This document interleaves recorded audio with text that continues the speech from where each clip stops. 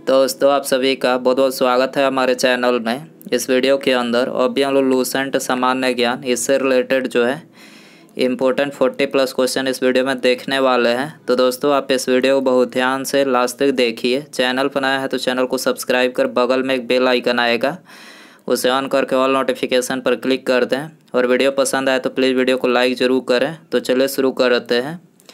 देखिए यहाँ पर हमारा पहला क्वेश्चन दिया गया है, किसी क्षेत्र को मरुस्थल माना जाएगा यदि, तो देखिए किसी क्षेत्र को मरुस्थल माना जाएगा यदि वार्षिक वर्षा 25 सेंटीमीटर से कम हो। ठीक है, वार्षिक वर्षा जो है 25 सेंटीमीटर से कम हो तब जो है किसी क्षेत्र को मरुस्थल माना जाएगा। तो ऑप्शन सी यहाँ पर करेक्ट हो जाएगा। क्वेश्चन नंबर 2 है, दिए गए विकल्पों में कौन यमुना की सहायक नदी नहीं है। तो यमुना की सहायक नदी जो है ऑप्शन सी यहाँ पर घाघरा नदी नहीं है। बाकी ये तीनों चंबल, केन और बेतवा तीनों यहाँ पर जो है ये यमुना की सहायक नदी है। क्वेश्चन नंबर 3 है, किस दर्रे से होकर ब्रह्मपुत्र नदी भारत में प्रवेश करती है। देखिए वेरी इंपॉर्टेंट क्वेश्चन है, किस दर्रे से होकर ब्रह्मपुत्र नदी जो है भारत में प्रवेश करती है। तो करेक्ट आंसर ऑप्शन बी हो जाएगा, यांगयाप दर्रा। ठीक है, यांगयाप दर्रे से होकर जो है ब्रह्मपुत्र नदी भारत में प्रवेश करती है। इसके अलावा भारत के प्रमुख दर्रे, इससे रिलेटेड जो क्वेश्चन एग्जाम में पूछे जाते हैं वो यहाँ पर हमने लिख रखे हैं। देखिए पहला दिया गया है, बुर्जिल दर्रा किस राज्य में स्थित है। बुर्जिल दर्रा जो है किस राज्य में स्थित है, तो ये जम्मू कश्मीर राज्य में स्थित है। खैबर दर्रा कहाँ स्थित है, पाकिस्तान व अफगानिस्तान के बीच स्थित है। कोलकाता और मुंबई को कौन सा दर्रा जोड़ता है। कोलकाता और मुंबई को कौन सा दर्रा जोड़ता है, तो ये भोरघाट दर्रा जोड़ता है। आर्य किस दर्रे से होकर भारत आए थे, तो ये खैबर दर्रे से होकर जो है आर्य भारत आए थे। प्रसिद्ध जवाहर सुरंग का नाम किस प्राकृतिक दर्रे को दिया गया है। प्रसिद्ध जवाहर सुरंग का नाम किस प्राकृतिक दर्रे को दिया गया है, तो ये बनिहाल दर्रे को दिया गया है। पांचला दर्रा किस राज्य में स्थित है। पांचाला दर्रा किस राज्य में स्थित है, हिमाचल प्रदेश राज्य में। जयलेपला दर्रा किस राज्य में स्थित है, सिक्किम राज्य में स्थित है। किस दर्रे से होकर तीर्थयात्री मानसरोवर झील के दर्शन हेतु जाते हैं। किस दर्रे से होकर तीर्थयात्री मानसरोवर झील के दर्शन हेतु जाते हैं, तो ये माना दर्रा से होकर जाते हैं। जम्मू से श्रीनगर का मार्ग किस दर्रे से होकर जाता है, बनिहाल दर्रे से होकर जाता है जम्मू से श्रीनगर का मार्ग। थालघाट दर्रा और भोरघाट दर्रा, मतलब थालघाट और भोरघाट दर्रे किस पर्वतमाला में स्थित है, पश्चिमी घाट में स्थित है। पीपली घाट दर्रा किस पर्वतीय भाग में स्थित है, तो ये अरावली पर्वतीय भाग में स्थित है। जोजिला दर्रा किस राज्य में स्थित है, जम्मू कश्मीर राज्य में स्थित है। तुजू दर्रा किन दो राज्यों को जोड़ता है। तुजू दर्रा जो है किन दो राज्यों को जोड़ता है, म्यांमार को जोड़ता है। बोमडिला दर्रा किस राज्य में स्थित है, अरुणाचल प्रदेश राज्य में स्थित है। पश्चिम बंगाल का रानीगंज प्रसिद्ध है। पश्चिम बंगाल का रानीगंज प्रसिद्ध है, तो करेक्ट आंसर डी हो जाएगा, कोयला क्षेत्र के लिए प्रसिद्ध है। कार्बन टैक्स लगाने वाला विश्व का पहला देश कौन सा है। कार्बन टैक्स लगाने वाला विश्व का पहला देश कौन सा है, फिनलैंड है। ऑप्शन बी यहाँ पर करेक्ट हो जाएगा। संविधान सभा के प्रारूप समिति के अध्यक्ष कौन थे। संविधान सभा के प्रारूप समिति के अध्यक्ष कौन थे, डॉक्टर भीमराव अंबेडकर थे। ठीक है, ऑप्शन डी करेक्ट हो जाएगा। इसके अलावा भारतीय संविधान से रिलेटेड जो क्वेश्चन इंपॉर्टेंट क्वेश्चन एग्जाम में पूछे जाते हैं यहाँ पर है। पहला दिया गया है, संविधान सभा की पहली बैठक कब हुई थी, 9 दिसंबर 1946 को। संविधान सभा के अस्थायी अध्यक्ष कौन थे, डॉक्टर सच्चिदानंद सिन्हा थे। संविधान सभा के अस्थायी अध्यक्ष के रूप में किसे नियुक्त किया गया था, तो डॉक्टर राजेंद्र प्रसाद को किया गया था। भारतीय संविधान सभा की स्थापना कब की गई थी, 6 दिसंबर 1946 को। भारतीय संविधान के निर्माण में कितना समय लगा था, 2 वर्ष 11 महीना 18 दिन। 2 वर्ष 11 महीना 18 दिन समय लगा था। भारत में पहली बार संविधान दिवस कब मनाया गया था, 2015 में पहली बार मनाया गया था। संविधान में धर्मनिरपेक्ष और समाजवाद शब्द किस वर्ष जोड़े गए।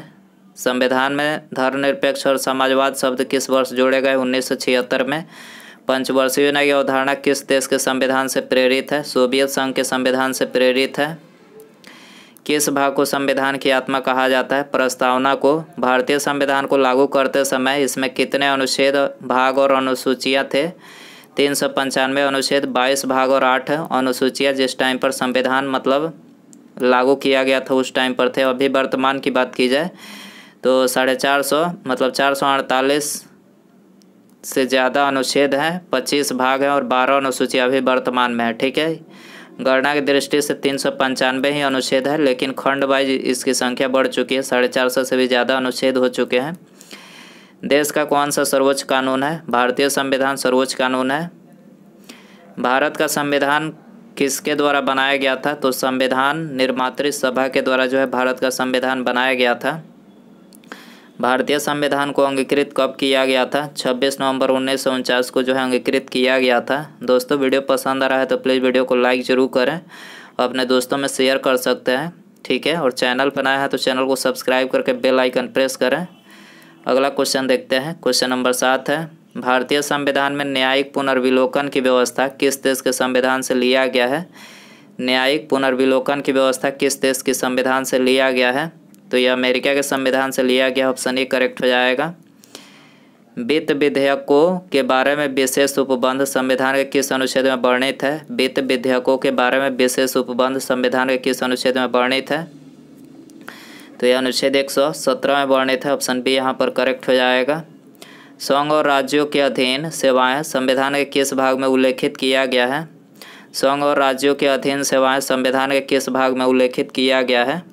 तो ये भारतीय संविधान के भाग 14 में जो है उल्लेखित किया गया है। अगला क्वेश्चन है, संसदीय शासन में वास्तविक कार्यपालिका शक्ति निम्नलिखित में से किसके पास होती है? संसदीय शासन में वास्तविक कार्यपालिका शक्ति किसके पास होती है? तो ये प्रधानमंत्री के पास होती है, ऑप्शन बी करेक्ट हो जाएगा। निम्नलिखित में से कौन एक संघीय बजट की तैयारी और उसे संसद में पेश करने के लिए उत्तरदायी है? तो करेक्ट आंसर ये हो जाएगा आर्थिक कार्य विभाग। ठीक है, ऑप्शन ए यहाँ पर करेक्ट हो जाएगा। अगला क्वेश्चन है, उच्चतम न्यायालय में संविधान के निर्वाचन से संबंधित मामले की सुनवाई करने के लिए न्यायाधीशों की संख्या कम से कम कितनी होनी चाहिए? तो उच्चतम न्यायालय में संविधान के निर्वाचन से संबंधित मामलों की सुनवाई करने के लिए न्यायाधीशों की कम से कम जो संख्या होनी चाहिए वो 5 होनी चाहिए। ठीक है, ऑप्शन ए करेक्ट हो जाएगा।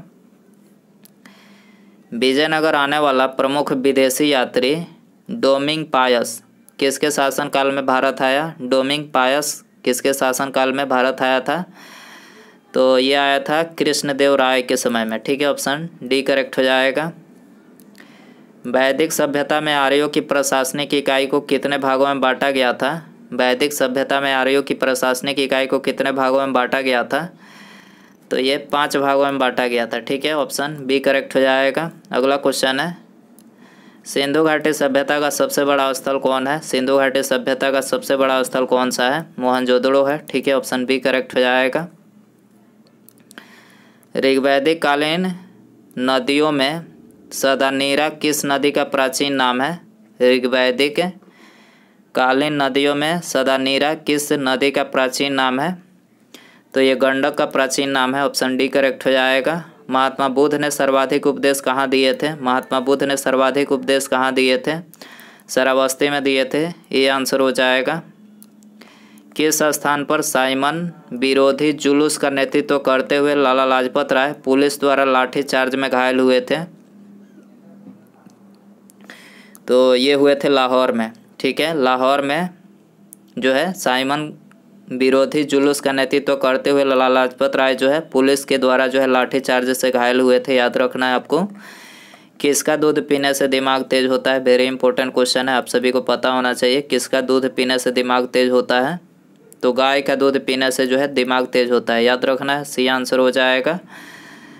ठीक है, अगला क्वेश्चन है, भारत का सबसे बड़ा अस्पताल कहाँ बना है? भारत का सबसे बड़ा अस्पताल एम्स नई दिल्ली, याद रखना है, एम्स नई दिल्ली। एम्स की फुल फॉर्म पूछा जाए तो all India institute of medical science, याद रखना है, all India institute of medical science जो एम्स की फुल फॉर्म होती है। अगला क्वेश्चन है, अपने अक्षीय संबोधन के समय किसने हिंदी भाषा के लिए रोमन लिपि लागू करने की वकालत किया था? अपने अध्यक्षीय संबोधन के समय किसने हिंदी भाषा के लिए रोमन लिपि लागू करने की वकालत किया था? किसने किया था? सुभाष चंद्र बोस ने। ठीक है, आंसर हो जाएगा सी। अगला क्वेश्चन है, अखिल भारतीय मुस्लिम लीग के गठन का प्रस्ताव किसने दिया था? अखिल भारतीय मुस्लिम लीग के गठन का प्रस्ताव किसने दिया था? सलीमुल्लाह खान ने दिया था। ठीक है, ऑप्शन बी करेक्ट हो जाएगा। प्रकाश संश्लेषण प्रक्रम द्वारा पौधे कार्बोहाइड्रेट का संश्लेषण करते हैं। यह कार्बोहाइड्रेट निम्न में से किससे मिलकर बना होता है? तो देखिए ये ऑक्सीजन, कार्बन और हाइड्रोजन से मिलकर बना होता है। ठीक है, डी आंसर हो जाएगा। निम्नलिखित में से कौन पादप हार्मोन नहीं है? कौन पादप हार्मोन नहीं है? तो एपिनेफ्रिन, एपिनेफ्रिन जो है ये पादप हार्मोन नहीं है। सी आंसर हो जाएगा। सूची फर्स्ट को सूची सेकंड से सही सुमेलित कीजिए। देखिए पहला दिया गया हैजा, तो देखिए हैजा किसके द्वारा होता है? बैक्टीरिया के द्वारा। याद रखना है आपको, हैजा बैक्टीरिया के द्वारा। डेंगू जो है वायरस से होता है। फिलपाँव जो है ये कृमि से होता है। और मलेरिया प्रोटोजोआ से। याद रखना है आप, सुमेलित इस तरह से देख सकते हैं। अगला क्वेश्चन है, निम्नलिखित में से कौन आनुवांशिक रोग है? Very important question. आनुवांशिक रोग इनमें से कौन सा है? तो इनमें सभी। ठीक है, हीमोफीलिया, थैलेसीमिया, सीजोफ्रेनिया, तीनों यहाँ पर क्या है? आनुवांशिक रोग है। अगला क्वेश्चन है, निम्नलिखित में से कौन जीव निमेटोडा संघ के अंतर्गत आते हैं? निम्नलिखित में से कौन जीव निमेटोडा संघ के अंतर्गत आते हैं? तो इनमें सभी आते हैं। एस्कैटिस, फिलेरिएसिस, पिन वर्ग, तीनों क्या है? निमेटोडा संघ के अंतर्गत आते हैं। अगला क्वेश्चन है, लार में मुख्यतः कितने प्रकार के पाचक एंजाइम पाए जाते हैं? लार में मुख्यतः कितने प्रकार के पाचक एंजाइम पाए जाते हैं? 2 प्रकार के पाए जाते हैं। ऑप्शन ए यहाँ पर करेक्ट हो जाएगा। निम्नलिखित में से किसे कोशिकीय ईंधन भी कहा जाता है? किसे कोशिकीय ईंधन कहा जाता है? ग्लूकोज को बोला जाता है। ठीक है, ग्लूकोज को कोशिकीय ईंधन बोला जाता है। बी आंसर हो जाएगा। अधिकांश कीट श्वसन कैसे करते हैं? अधिकांश कीट श्वसन कैसे करते हैं? तो ये वातक तंत्र से करते हैं। ऑप्शन बी यहाँ पर करेक्ट हो जाएगा। अगला क्वेश्चन है, साबुन के पतले झाग में चमकदार रंगों का बनना किस परिघटना का परिणाम है? साबुन के पतले झाग में चमकदार रंगों का बनना किस परिघटना का परिणाम है? तो देखिए परावर्तन और व्यक्तीकरण का परिणाम है। परावर्तन और व्यक्तीकरण के कारण से जो है साबुन के पतले झागों में चमकदार रंगों का बनना मतलब बनता है। ऑप्शन यहाँ पर करेक्ट हो जाएगा। तंतु प्रकाशिकी संचार से संकेत किस रूप में प्रवाहित होता है? तंतु प्रकाशिकी संचार में संकेत किस रूप में प्रवाहित होता है? तो ये प्रकाश तरंग के रूप में जो है प्रवाहित होता है। डी आंसर हो जाएगा।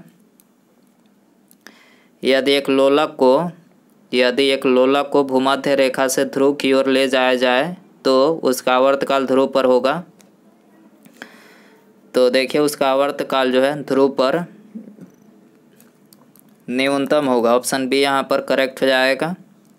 साबुन के बुलबुले के अंदर का दाब वायुमंडलीय दाब से क्या होता है? अधिक होता है। ठीक है, साबुन के बुलबुले के अंदर का दाब जो है वायुमंडलीय दाब से अधिक होता है। ऑप्शन ए करेक्ट हो जाएगा।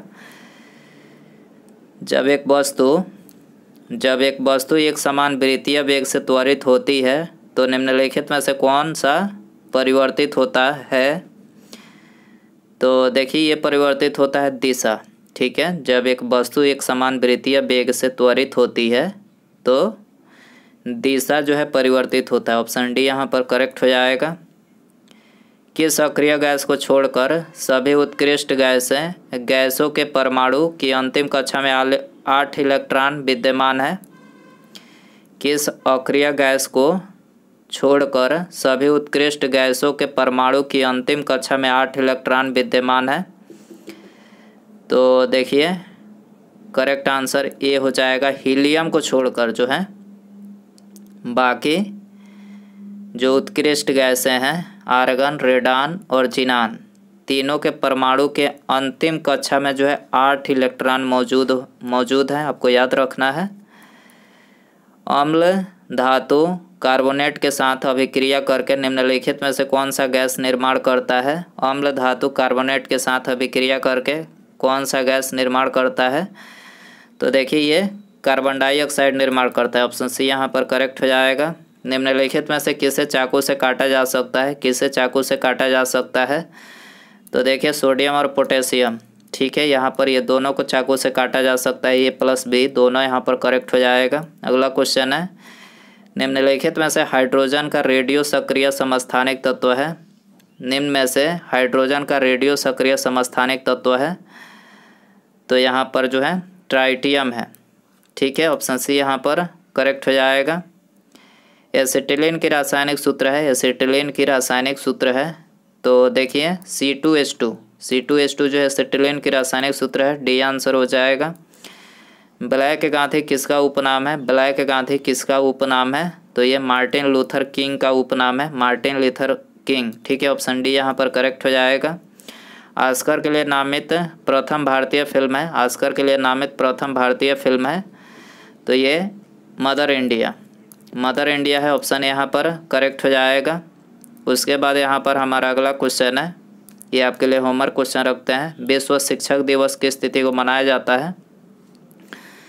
विश्व शिक्षक दिवस किस तिथि को मनाया जाता है? दोस्तों यदि आपको इसका आंसर पता हो तो कमेंट बॉक्स में ज़रूर बताएं, और वीडियो पसंद आया हो तो प्लीज़ वीडियो को लाइक शेयर, और चैनल पर नया है तो चैनल को सब्सक्राइब करके बेल आइकन प्रेस करें, ताकि आने वाली वीडियो जो है उसका नोटिफिकेशन आपको टाइम टू टाइम मिल सके। तो सब्सक्राइब करने के बाद बेल आइकन ऑन रखें। ठीक है, मिलते हैं अगले वीडियो में। नमस्कार, जय हिंद, जय भारत।